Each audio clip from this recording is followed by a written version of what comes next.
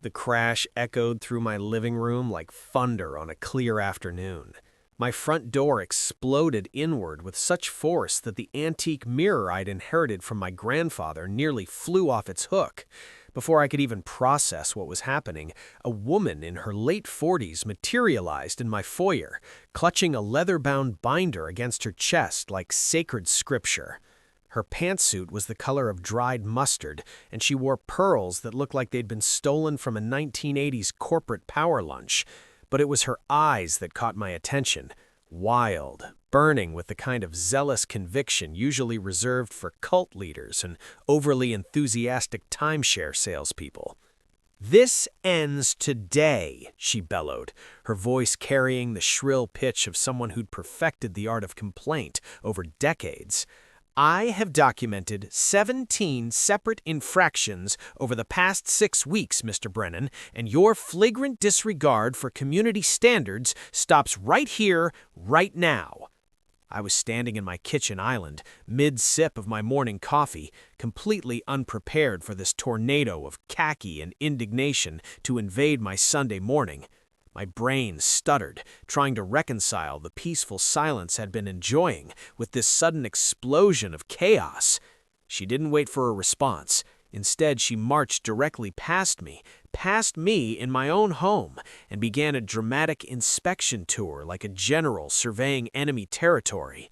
Her sensible heels clicked against my hardwood floors with military precision as she moved from room to room, tutting and gasping at imaginary offenses. "This plant," she shrieked, pointing accusingly at my fiddle-leaf fig by the window, "it exceeds the approved indoor greenery height by at least 4 inches.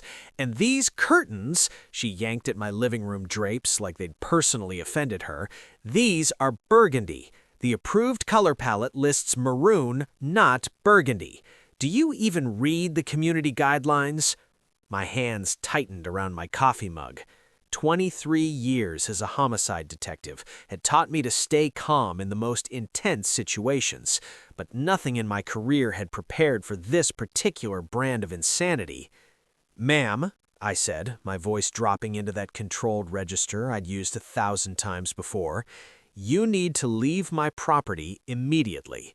She whirled around, her pearls swinging dramatically. "I am Patricia Whitmore, president of the Maple Ridge Homeowners Association for 8 consecutive terms, and I have every legal right to conduct surprise inspections for code compliance." As she reached toward my bookshelf, actually touching my personal belongings, I felt something cold and hard settle in my chest. This wasn't just an overzealous neighbor anymore. This was a crime in progress. And she had no idea she just broke into a cop's house. 6 weeks earlier, I'd pulled my U-Haul into the driveway of 2847 Rosewood Lane with nothing but optimism and a dream of peaceful retirement. After 23 years working homicide in the city, 2 decades of crime scenes, witness interviews, and sleepless nights, I'd earned some tranquility. Detective Marcus Brennan, badge number 7392, finally hanging up the shield for suburban bliss. Or so I thought. Maple Ridge looked perfect in the listing photos. Tree-lined streets, manicured lawns, families waving from porches. The realtor had mentioned an active HOA, but described it as community-minded and helpful for maintaining property values. What she failed to mention was that the HOA president ran the neighborhood like a maximum security prison with better landscaping. I met Patricia Whitmore on move-in day. She appeared at my door at 7:47 a.m. I remember checking my watch, carrying that same leather binder and wearing an expression that suggested my moving truck had just vomited on her petunias. "Mr. Brennan," she'd said, not offering a handshake. "I'm Patricia Whitmore, HOA president. Before you unload, we need to discuss several concerns." "Concerns?" I replied, confused. "I just got here." She flipped open our binder with the flourish of a prosecutor presenting evidence. "Your moving truck is parked 3.7 feet over the property line into common area space. Your truck's color, that garish yellow, violates our aesthetic unity clause. And I see you have a motorcycle in there." She pointed accusingly at my vintage Harley. Motorcycles must be stored in closed garages, never visible from street view. I laughed, thinking she was joking. She wasn't. Over the following weeks, I learned that Patricia Whitmore didn't just enforce rules, she weaponized them. She'd somehow turned a homeowners association into her personal fiefdom, wielding arcane regulations like a medieval lord collecting taxes. My first official violation notice arrived on day 3. Apparently, my mailbox post was 1.2 inches too tall. Per Section 7.b.3 of the Maple Ridge Community Standards, the letter read, all mailbox posts shall measure precisely 42 inches from ground to mailbox. Your post measures 43.2 inches. Remedy required within 14 days or face fines. I measured it myself. She was right, technically. But seriously, I was supposed to dig up my mailbox over barely an inch? Violation number 2 came after I installed a hummingbird feeder. Decorative feeders must be earth-toned, Patricia informed me via certified letter. Your feeder is red. This creates visual discord with the neighborhood aesthetic. Violation 3. My garage door was open for 23 minutes on a Wednesday afternoon while I organized boxes. Apparently, garage doors could only remain open during active loading/unloading operations defined as 15 minutes maximum. The neighbors warned me over backyard fence conversations. Just do what she says, advised Tom from next door, his voice carrying the weariness of a POW. It's easier than fighting. She'll make your life miserable otherwise. She made the Johnsons repaint their entire house, said the beige was too yellow, cost them $12,000. She reported the Chens for having their Christmas lights up on December 26th. Lights must come down by December 25th at midnight. They got a $500 fine. I tried the diplomatic approach first. I knocked on Patricia's door with a bottle of wine and a friendly smile, hoping we could establish some reasonable boundaries. She answered with her binder already open. Your visit violates quiet hours. Neighborly calls must be scheduled between 10 a.m. and 7 p.m. It's currently 7:43 p.m. It's 43 minutes past. Rules are rules, Mr. Brennan. Things went from annoying to absolutely insane after my 4th of July cookout. I'd invited the neighbors over for burgers. Nothing fancy, just some good food, cold beer, and classic rock playing at a reasonable volume. We kept things civilized. Music off by 9 p.m., guests gone by 9:30, well within every noise ordinance in the state. Patricia showed up at 6:15 p.m. wearing a pantsuit to a backyard barbecue, carrying a decibel meter like it was a holy relic. Current noise level, 68 decibels, she announced to no one in particular, holding up the meter like a cop showing a breathalyzer result. The HOA allows maximum 65 decibels during community gatherings. Patricia, I said, trying to keep my voice friendly, we're just having a good time. It's a national holiday. Holidays don't exempt residents from community standards, she replied, making a note in her ever-present binder. I'm documenting this violation. Tom pulled me aside later. She's declared war on you, man. I've seen this before. Once Patricia fixates on someone, she doesn't stop until they either conform completely or move out. The Harrisons lasted 8 months before they sold at a loss. He was right. Patricia's campaign intensified like a military operation. Letters arrived daily, sometimes multiple times per day. Your lawn sprinklers activated at 6:02 a.m. Watering hours begin at 6 a.m. That's 2 minutes of unauthorized water usage. Your vehicle was parked facing eastward in your driveway for 6 hours. Vehicles must face westward to maintain uniform street aesthetics. 3 newspapers accumulated on your driveway over the weekend. Newspapers must be retrieved within 4 hours of delivery to prevent visual clutter. She began photographing my house obsessively. I'd look out my window and see her across the street, telephoto lens trained on my property like a paparazzo stalking a celebrity. She documented everything: the angle of my garden hose, the position of my trash cans, even the species of birds visiting my feeders. Invasive species attraction, one letter claimed, after she spotted a starling in my yard. Your feeder encourages non-native birds, violating our ecological preservation guidelines. The Facebook group was perhaps her most effective weapon. She'd created Maple Ridge Community Standards Watch, a digital pillory where she publicly shamed residents for violations. My house appeared in at least a dozen posts. Resident at 2847 Rosewood continues to flagrantly violate mailbox height regulations. Community members are encouraged to report similar violations. Notice the dangerous precedent being set when residents ignore basic community standards. One unpainted fence post leads to neighborhood-wide decay. She even created a photo collage labeled before and after, showing my house when I moved in versus 6 weeks later. The photos were identical, except she'd used filters to make the after image look darker and more run down. Anonymous notes started appearing on my door, printed in aggressive block letters. Compliance is community. Your defiance hurts property values.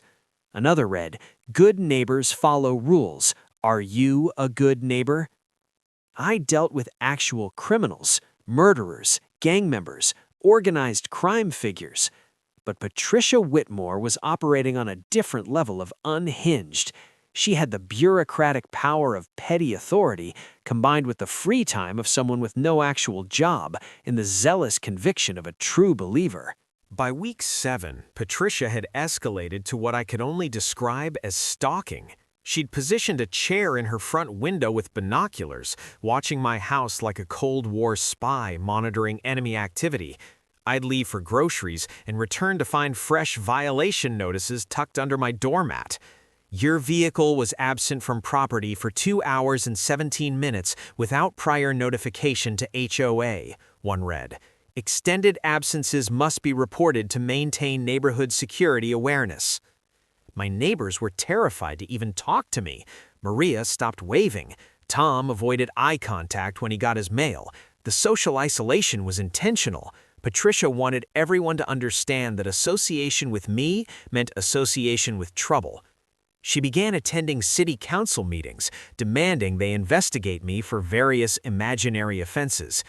That man has suspicious hours, she told the council during public comments. He leaves at odd times, returns late at night, receives unmarked packages. We have children in this neighborhood.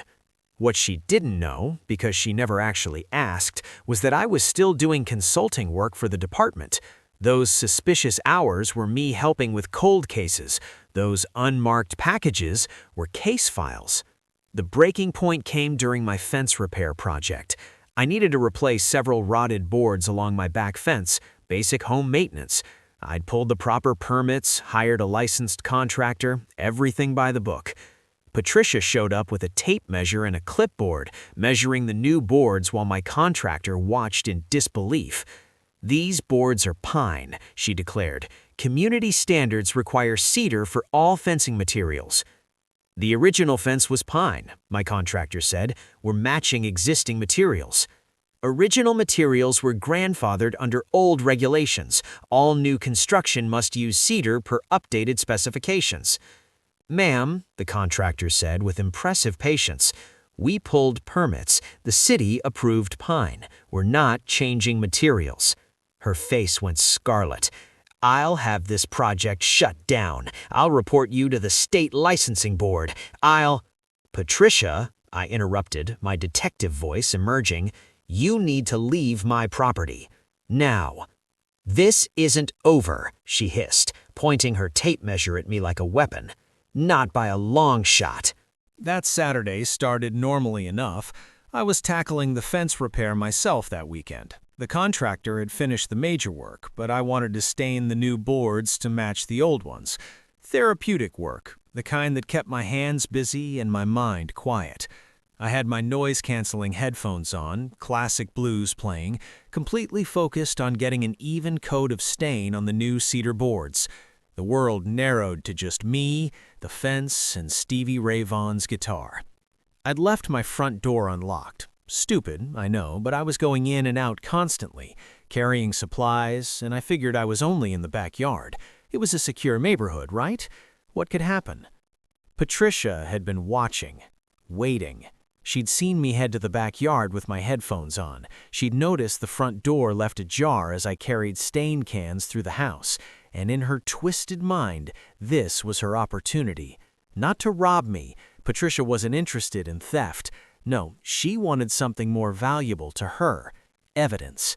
Evidence of violations. Evidence of non-compliance.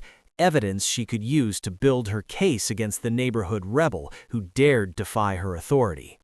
I spent about an hour on the fence, getting into a rhythm with the staining. When I finally finished and pulled off my headphones, I felt good.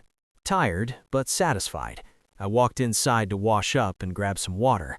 That's when I found her. Patricia Whitmore stood in my dining room, her mustard pantsuit blending weirdly with my hardwood floors.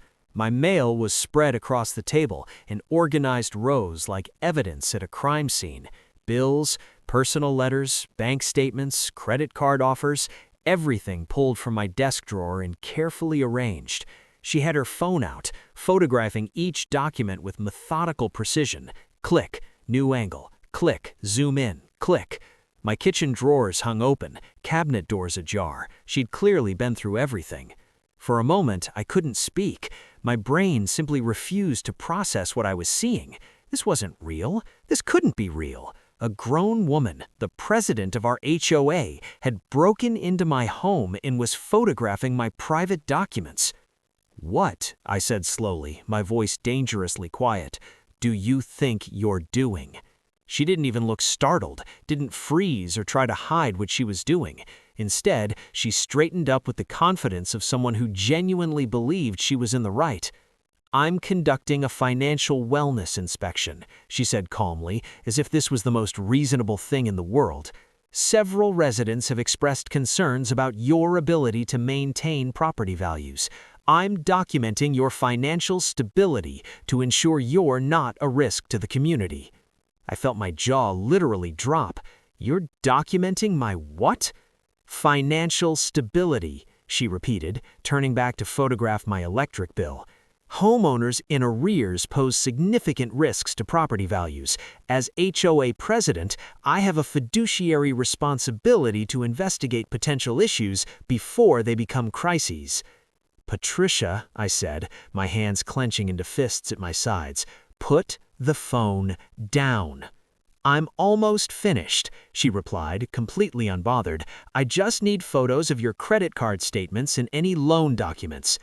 That's when my training kicked in. The shock evaporated, replaced by ice-cold clarity. I was looking at a crime scene, an active crime scene, with the perpetrator still present and still actively committing the crime. I pulled out my phone and started recording video. "For the record," I said clearly, "Patricia Whitmore has entered my home without permission, is currently photographing private documents, and has rifled through my personal property." She finally looked up, irritation crossing her face. "Oh, stop being dramatic. This is completely legal. HOA bylaws give me—" "Show me," I interrupted. "Show me exactly where in the HOA bylaws it says you can break into someone's home." "I didn't break in. The door was unlocked." "That's not consent, Patricia. That's still breaking and entering." She huffed, setting down her phone to grab her precious binder. "Article 12, Section 4, she read aloud, grants the HOA president authority to conduct inspections necessary to maintain community standards. Exterior inspections from public areas, not interior, not without consent, and definitely not of personal financial documents. That's your interpretation," she snapped. "No, that's the law's interpretation." I walked to my home office, keeping my phone camera trained on Patricia, who'd gone back to photographing my mail like this was a perfectly normal Saturday activity. She'd moved on to my credit card statement now, zooming in on transactions. "Interesting," she muttered. "Amazon orders, restaurants, streaming services. quite a lot of discretionary spending. The Financial Review Committee will want to see this." "There's no Financial Review Committee, Patricia." "Not yet, but I'm proposing one at next month's board meeting. We need accountability." I reached my desk and pulled open the bottom drawer. My badge sat there, the leather case worn from 2 decades of daily wear. I picked it up and walked back to the dining room. "Patricia, before you continue your inspection, I need to show you something." She glanced up impatiently. "What now? Another one of your frivolous complaints?" I flipped open the badge case. The gold shield caught the afternoon light streaming through my windows. "Detective Marcus Brennan, City Police Department, Homicide Division," was engraved across the bottom. The color drained from Patricia's face so fast I thought she might faint. Her phone clattered onto my table, barely missing my water bill. "You're," she whispered, "a cop, 23 years, and you've just committed multiple felonies in my presence while I was recording." Her mouth opened and closed like a fish out of water. The binder slipped from her hand, papers scattering across my hardwood floor. "I'm the HOA," she stammered, her legendary composure completely shattered. I gestured to the corner of my dining room, where a small security camera blinked quietly.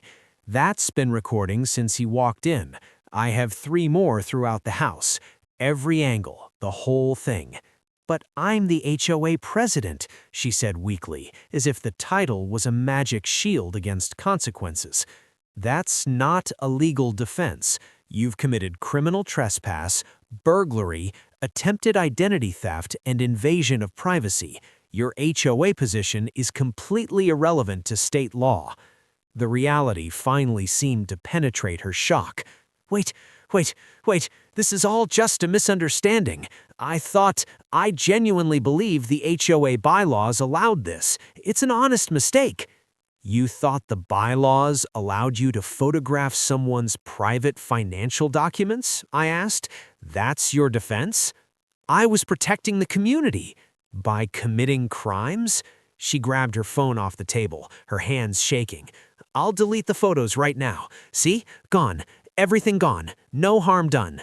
"That doesn't work, Patricia. You can't commit a felony and take it back." Her legs seemed to give out. She collapsed into one of my dining chairs, the same chair she'd been leaning over while violating my privacy moments earlier. Tears started streaming down her face, ruining her carefully applied makeup. "Please," she begged, "I have a reputation in this community. I volunteer at the library. I run the neighborhood watch. This would destroy everything." "You should have thought about that before you broke into my house." I pulled out my work phone and dialed dispatch. Patricia watched in horror as I made the call. "Dispatch, this is Detective Brennan, 7392. I need units at my residence, 2847 Rosewood Lane. I have a burglary suspect in custody. Suspect is cooperative but needs to be processed. Non-emergency, but send someone soon." "No, please, no. My husband is a dentist. My daughter is getting married next month. I can't have an arrest record." "Then you shouldn't have committed crimes," I said simply. The wait for the police felt eternal. Patricia sat in that dining chair, crying quietly, occasionally trying to plead her case. I stood across the room, my phone still recording, making sure she didn't try to leave or destroy evidence. "I'll pay for any damages," she offered. "I'll resign from the HOA. I'll approve every single one of your supposed violations. I'll tell everyone you were right and I was wrong." "Patricia, this isn't about HOA politics anymore. This is about you breaking the law." "But I didn't mean to. I genuinely thought I had the authority." "Ignorance of the law isn't a defense. You know that." She tried a different approach. "Think about the neighborhood. If I'm arrested, it'll be chaos. Nobody else wants to be HOA president. The whole community will fall apart without leadership." "I think the community will do just fine without someone who breaks into homes." Through the window, I saw 2 patrol cars pull up, Officers Ramirez and Chen. I'd worked with both of them on various cases over the years. They approached my door with professional caution until they saw me through the window, then relaxed. "Marcus," Ramirez said as I opened the door, "dispatch said you had a burglary? Everything okay?" "More than okay. Come on in, let me show you something entertaining." I walked them through the entire situation, showing them the security footage on my phone. They watched Patricia enter my home, go through my drawers, photograph my documents, all while I was in the backyard, completely unaware. Ramirez whistled low. "That's pretty clear-cut." "Yeah," I agreed. "Textbook breaking and entering, criminal trespass, invasion of privacy." She photographed financial documents without consent, which could potentially add identity theft to the charges, depending on what she planned to do with the information. Chen looked at Patricia, who'd shrunk into herself, still crying. "Ma'am, I need you to stand up, please." "Officer, please. I made a terrible mistake. I'll do anything to make this right." "You can start by putting your hands behind your back," Chen said, pulling out handcuffs. "No, no, no!" Patricia's voice rose to a shriek. "You don't understand. I'm the president of the Maple Ridge HOA. I know Councilmember Davidson. My husband plays golf with the mayor. You can't arrest me." "Ma'am," Ramirez said firmly, "none of that matters right now. You committed crimes. You're under arrest." The metallic click of the handcuffs seemed impossibly loud in my dining room. Patricia's knees buckled, and Chen had to steady her to keep her from falling. "Patricia Whitmore," Chen began, his voice taking on that formal tone every officer uses during arrests. "You are under arrest for criminal trespass and burglary in the second degree. You have the right to remain silent." "This is insane," Patricia shouted. "I'm being persecuted. This is retaliation for enforcing community standards.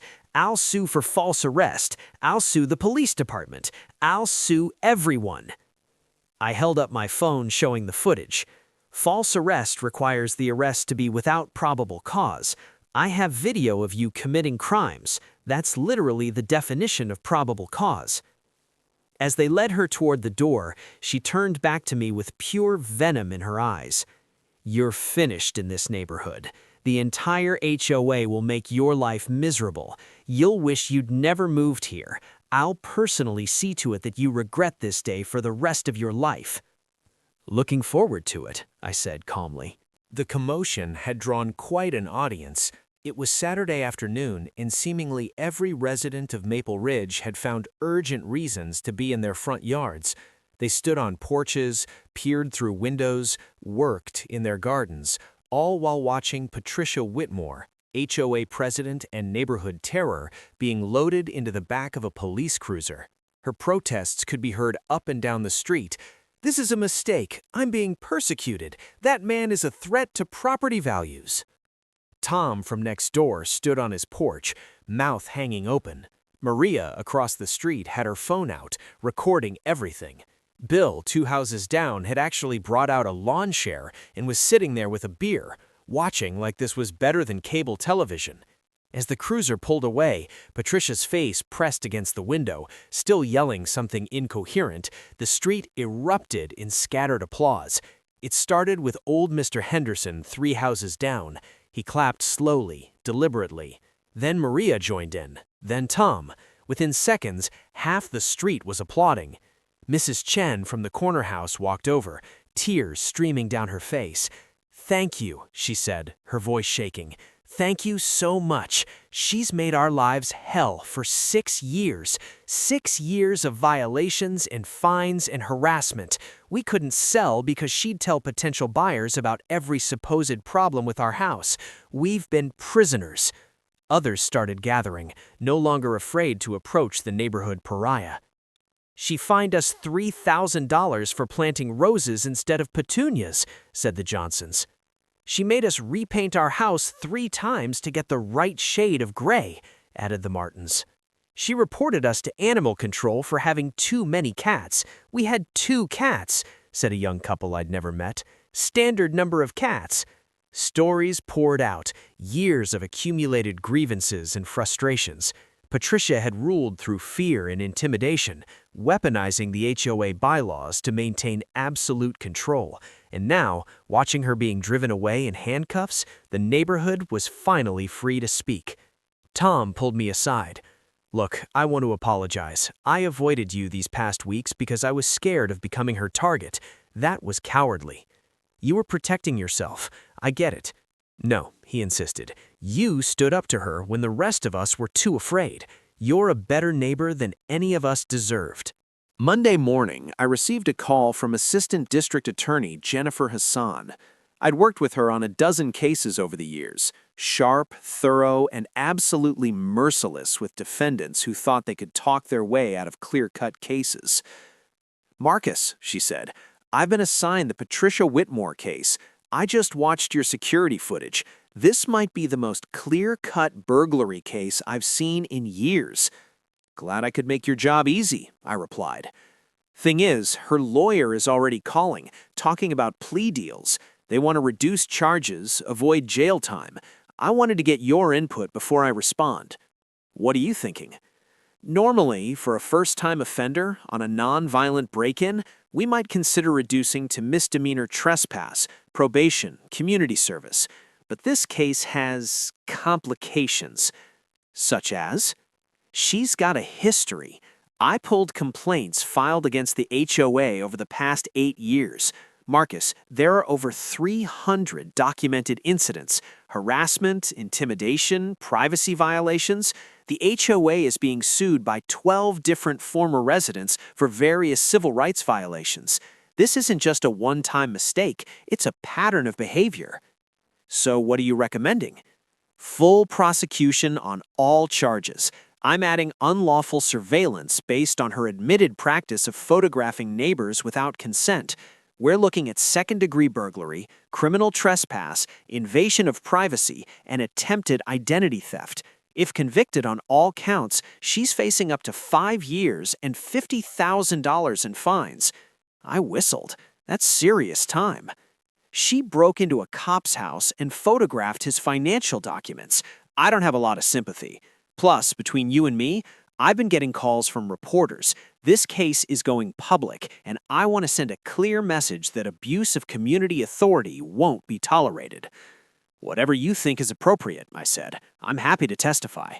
"Oh, you'll testify," Hassan said with a laugh. "This case is going to trial, unless they take a plea, and your testimony will seal it." The emergency HOA board meeting was scheduled for Wednesday evening. I wasn't technically required to attend, but several board members had called me directly, practically begging me to show up. "We need someone to explain what actually happened," said board treasurer Mike Chen. "Patricia's been sending emails to everyone claiming she's the victim of a police conspiracy." I showed up at 7 p.m. to find the community center packed. Every seat was filled, people lined the walls, and the overflow crowd spilled out into the hallway. I'd expected maybe 20 people. There had to be 200 residents crammed into that space. The board sat at a table up front, looking deeply uncomfortable. Board Secretary Amanda Ross called the meeting to order, her voice barely audible over the crowd noise. "We're here to address the recent incident involving our president, Patricia Whitmore. The board has reviewed the situation and—" "She's a criminal," someone shouted from the back.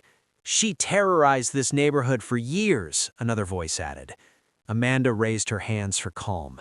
"Please, let's proceed in an orderly fashion. We've asked Detective Brennan to provide a statement about what occurred." I walked to the front, suddenly very aware of 200 pairs of eyes on me. I kept it simple and factual. Patricia entered my home without permission, photographed private documents, was caught in the act, and was arrested for burglary and related charges. "Are the charges legitimate?" someone asked. "Absolutely. She committed multiple felonies. The evidence is clear and documented." "What about her claims that this was within her HOA authority?" "There is no HOA bylaw anywhere in the country that gives a president authority to enter homes without consent and photograph private documents. She made that up."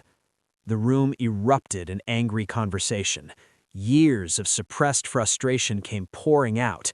People stood up, shouting their own stories of Patricia's harassment. Board member David Walsh finally stood, raising his voice over the chaos. The board has taken a vote. Patricia Whitmore is removed as president, effective immediately.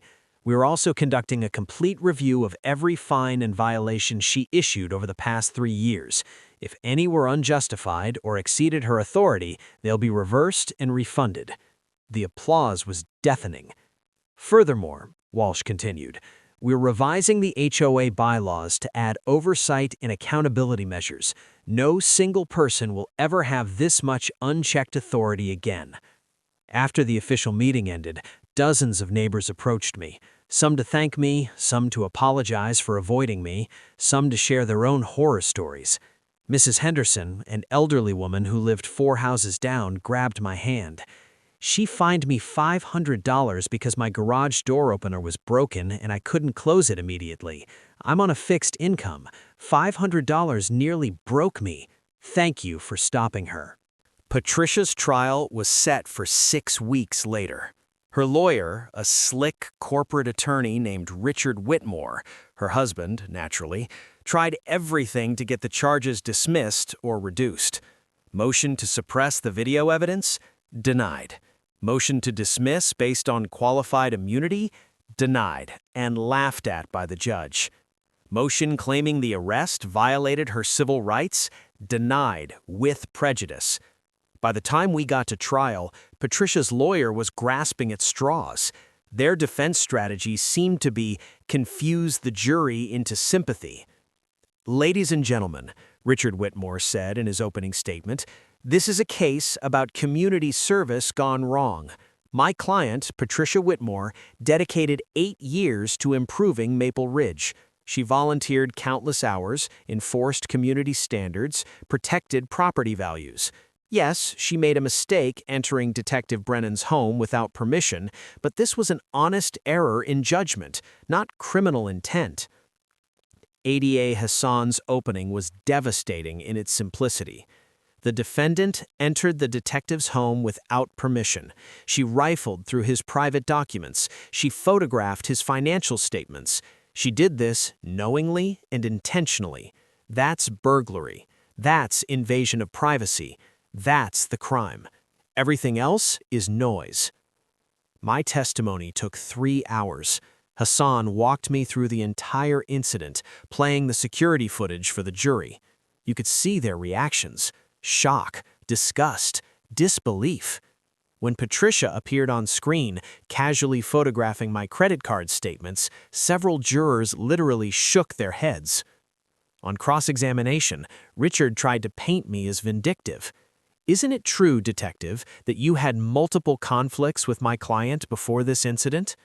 She issued numerous violation notices, yes. And you resented her for enforcing community rules? I disagreed with some of her interpretations of the rules, but this isn't about petty neighborhood disputes, Mr. Whitmore.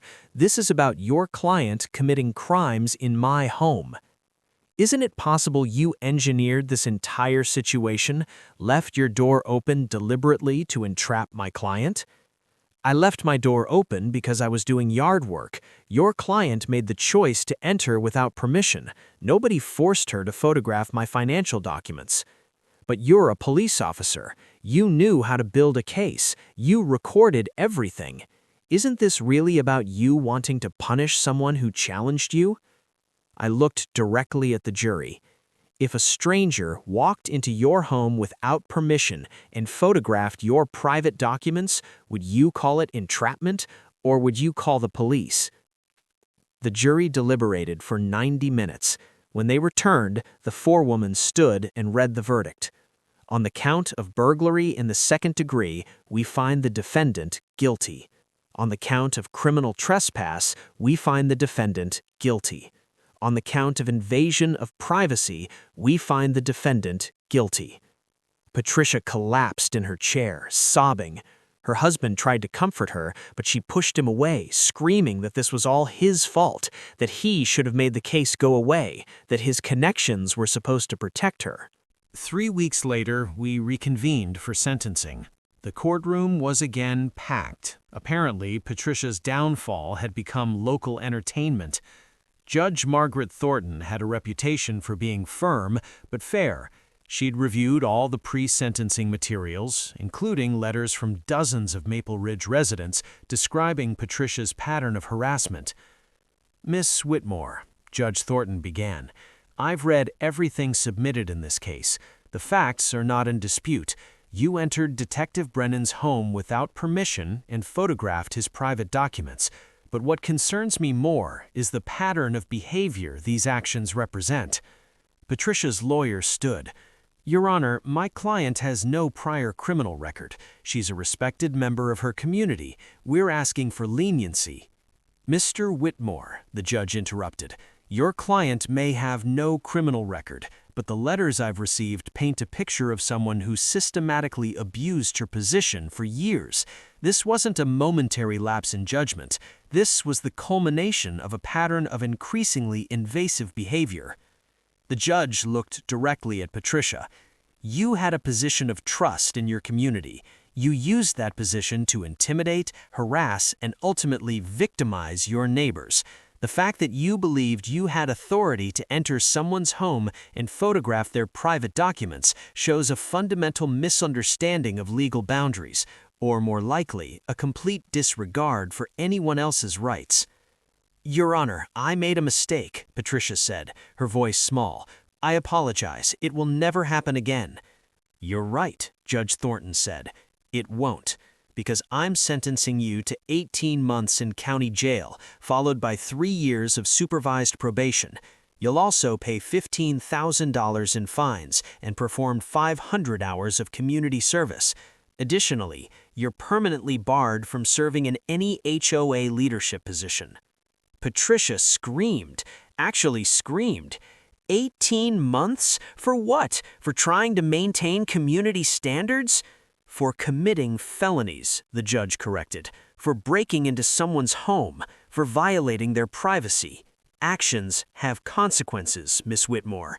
Perhaps you'll use this time to reflect on the difference between leadership and tyranny." As the bailiffs led her away, still protesting, still insisting this was all a misunderstanding, I felt something unexpected. Not satisfaction exactly, but relief. Relief that it was over. Relief that the neighborhood could finally move forward. Patricia Whitmore served 14 months of her sentence before being released on good behavior. By that time, she and her husband had divorced, she'd lost her real estate license, and the Maple Ridge community had moved on without her. The new HOA president, Mike Chen, ran the organization like an actual community service group, rather than a police state. Violation notices dropped by 90%, fines became rare and reasonable. The neighborhood Facebook group transformed from a pillory into an actual community forum where people shared recipes and helped each other with yard work. My fence got finished. My mailbox stayed at 43.2 inches. My hummingbird feeder remained red. And you know what? Property values actually went up. Turns out people prefer living in neighborhoods without tyrannical HOA presidents. The local news covered the story extensively. HOA president's arrest sparks nationwide conversation about community governance, read one headline. I did exactly 2 interviews before declining all further media requests. This wasn't about fame. It was about standing up to bullying, whether it came from criminals on the street or petty tyrants with clipboards. 6 months after Patricia's conviction, I was finishing my Saturday morning coffee when my doorbell rang. It was a young couple, maybe early 30s, holding hands and looking nervous. "Detective Brennan?" the woman asked. "I'm Sarah, and this is my husband James. We just bought the Johnson's house down the street. The neighbors told us what happened with Patricia Whitmore, and we wanted to thank you. We almost didn't buy in this neighborhood because of the HOA horror stories we heard. But everyone said things are different now, better now, because you stood up to her." "Just did what anyone should do," I said. "No," James insisted. "Most people would have just moved away or put up with it. You fought back. You made this neighborhood livable again." Over the following months, similar conversations happened regularly. New families moving in, longtime residents thanking me, the community healing. Patricia Whitmore's story became a cautionary tale in HOA management circles. Multiple news articles, blog posts, and even a segment on a legal podcast discussed the Whitmore case as an example of how unchecked authority can corrupt community organizations. As for me, I kept consulting on cold cases, tended my garden, and enjoyed the peaceful retirement I'd originally envisioned. My grass grew to whatever height felt right. My mailbox stayed out as long as necessary. My hummingbird feeder attracted dozens of happy birds, probably some invasive species among them, which I chose not to investigate. Tom from next door became a good friend. We started a weekly poker game that rotated houses. Maria across the street brought me tamales every Christmas. The neighborhood kids knew they could knock on my door if they needed help with homework or had questions about police work. Life in Maple Ridge became what it should have been all along, a community of neighbors who looked out for each other, not subjects living under an authoritarian regime. A year after Patricia's arrest, I was invited to speak at a regional HOA management conference. They wanted me to discuss the incident from my perspective.